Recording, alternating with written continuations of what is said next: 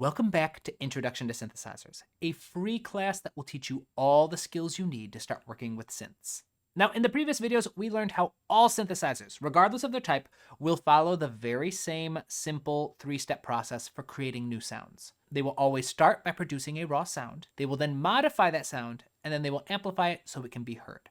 And so far in this series, we've only been working with one primary tool for modifying sounds, which has been the envelope generator. But today, we are going to learn another similarly powerful tool, something called a low frequency oscillator, or LFO for short. Together, we will learn what an LFO is, how it works, the most common controls found on nearly every synth, and of course, a whole host of different creative ways for applying them to create new sounds.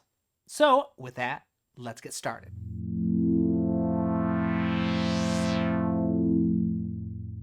So LFOs are sort of similar to envelopes, at least in the way that they get used to help create movement in a synth across time. However, unlike an envelope, which usually follows a one-shot type of shape with a clear start and finish, an LFO creates a repeating looped pattern of movement, following the shape of a sound wave instead of a typical ADSR pattern.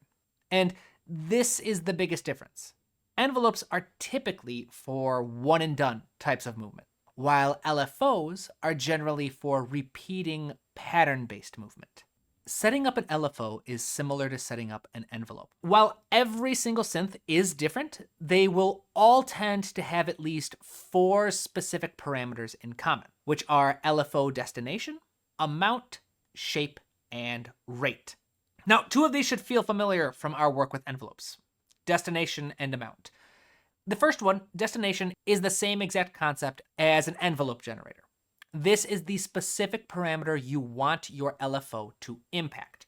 In other words, what is it actually modulating? There are a few common destinations, like pitch, volume, filter cutoff, pulse width, and or panning. But just like envelopes, you can set the LFO to pretty much anything you want, assuming that your synth has the capacity for it. For example, we're going to take this LFO right here, and we're going to attach it to the amp level, or the volume of my synth. Our second control is modulation amount. Again, this is the same control that you would find for an envelope. Starting with the original setting of the parameter you are modulating, what is the maximum and a minimum amount of modulation you want to apply using your LFO? What are the extreme ends of your range? Now, some LFOs will have a unidirectional setting, meaning my original starting point is going to be either the maximum or minimum amount applied. Again, like an envelope starting point. And then I can set where the far opposite will be, either as an increase or decrease in value. But another common option is something called bidirectional, where your starting point becomes the middle ground, and your LFO moves both above and below this original point, depending on the amount that you set for it. Now, you'll want to read your synth's manual to understand which type of LFO you're working with, or, as is the case here in Massive X, if you can toggle between the two. But once you have your destination and amount figured out, the 2 parameters that have the strongest impact on the type of effect your LFO will have are the shape and the rate. Now, the shape refers to the actual wave shape that your LFO is producing. You see, an LFO is a special type of oscillator, which produces sounds at such a low frequency that we can't actually hear them, hence the name Low Frequency Oscillator. The shape of the sound wave being produced by your LFO is what helps track the movement of your chosen parameter. You can think of it as being sort of a replacement for the ADSR shape in an envelope generator. And similar to how different ADSR shapes can result in different types of sounds, like plucks, pads, leads, basses, etc., different wave shapes will also result in different types of sounds. Again, every synth is different, and this means that they'll have different options available. But the most common, practically standard shapes are going to be saw waves, pulse/square waves, triangle or sine waves, and sample and hold. So here I've moved over to Reaktor 6. This right here is my LFO. Now, I haven't actually set it up to impact my synth yet. And without the LFO, this is the sound my synth is producing. Now, if I set up my LFO to start impacting the volume of my synth, we can track the movement of our LFO using this little arrow on the amp knob. As you can see, when set to a square or pulse wave, we watch how our LFO leaps between opposite ends of the spectrum, playing at only a maximum or minimum volume. However, if we change that shape to a sine wave, we get the opposite. Now there is a constant swoop between the two extremes, smoothly transitioning between every single setting in between. If I set it to a triangle wave, we get the same exact effect with a subtle little variation. Saw waves provide a combination of both. Depending on the direction of the saw in question, it starts with either a large leap to the opposite value before transitioning smoothly back down, or the exact opposite. Finally, sample and hold results in just random leaps all across the spectrum of my modulation amount.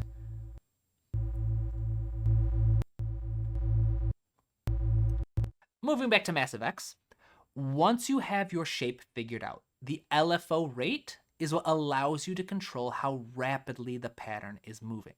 Usually, this comes with the option of syncing it to the BPM in your DAW, and then choosing a note value. Here we have it set to a quarter note, half notes, eighth notes, or even 16th notes. However, an additional common option is to have a completely free sync untethered to any BPM, instead choosing a rate based off the pitch of your low frequency oscillator sound wave.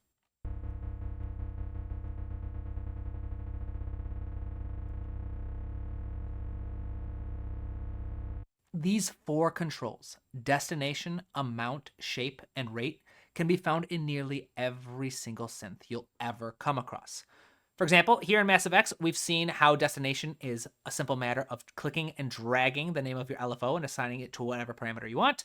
We have a whole host of different wave shapes to come through. We just demonstrated rate, and amount is a matter of simply dragging or sliding your assigned LFO to find the full range of your modulation. Massive has a similar setup. Destination controlled by clicking and dragging the name of your LFO to any parameter you want. Amount is controlled in a similar way.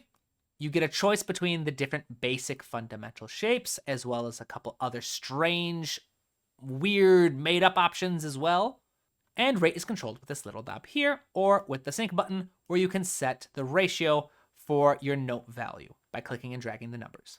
We've already demonstrated the controls of an LFO in Reaktor 6, with this being wave shape, rate, destination being controlled with a modular patch similar to the envelope on the mod, and the amount being controlled with this little knob, with this little fader right here. And then one last example, in Absinthe, we have our sine wave shape here. We have our destinations controlled down here. These are less flexible than Massive and Massive X, but there are several other parameters that are much more easy to work with in Absinthe 6 than are found in the others. Rate is controlled by clicking and dragging here, and amount is controlled with these little faders down here. Again, you can use LFOs just like envelopes to control nearly any parameter you could possibly imagine. The only requirement is that you'll want to use LFOs to create repeating, looping qualities, while envelopes are typically more of a one-and-done type situation. So let's learn how to set one up. Step number 1 is to select your destination first, and then your shape, to determine the type of behavior you want your loop to follow, before then experimenting with your amount and your rate until you have a sound that you like. And things only get crazier when you start involving things like modulation envelopes inside an LFO itself to help make things like your LFO rate or shape change across time.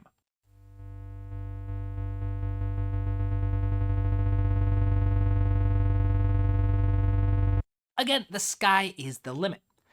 However, this can all be very overwhelming when you're first getting started. So to help get you started, I am going to share 4 common musical applications for LFOs that are fairly standard.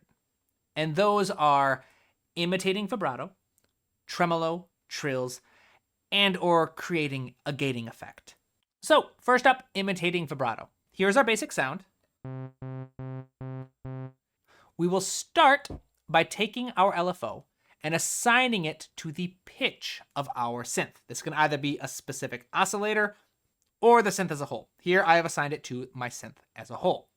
Step number 2 is to pick our shape. And with vibrato, you're typically working with either a triangle or sine wave. Step number 3, we will determine a little bit of detuning. A little bit goes a long way, so don't get too crazy with it unless you like the sound.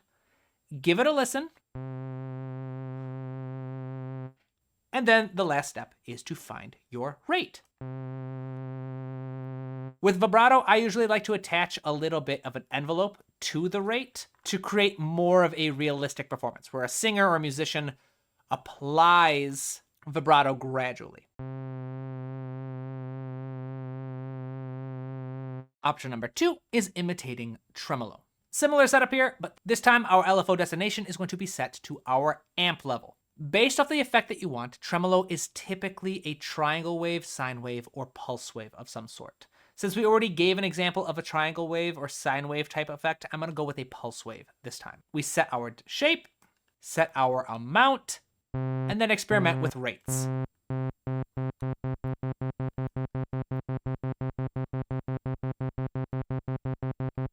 Trills take the same concept and attach it back to pitch again, this time using a pulse or square wave to move between pitches about a minor second or major second apart.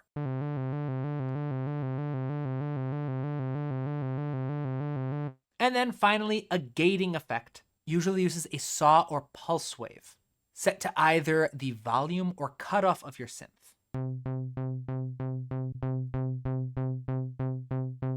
With the amount and rate being a dealer's choice.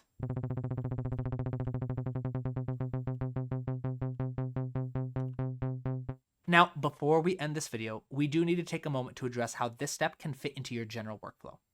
First things first, when it comes to designing your raw sound, I would typically start by deciding which type of synth I'm trying to create. In this case, a lead, pluck, pad, or bass. Then I would select an initial oscillator to use as a reference for setting up my amp envelope. This is also where I would decide to set up my synth as being monophonic or polyphonic. Once all of that is set up, I would experiment with my oscillator configuration and then consider using unison to help create the sound that I want, making small tweaks to my amp envelope as necessary before experimenting with my filters.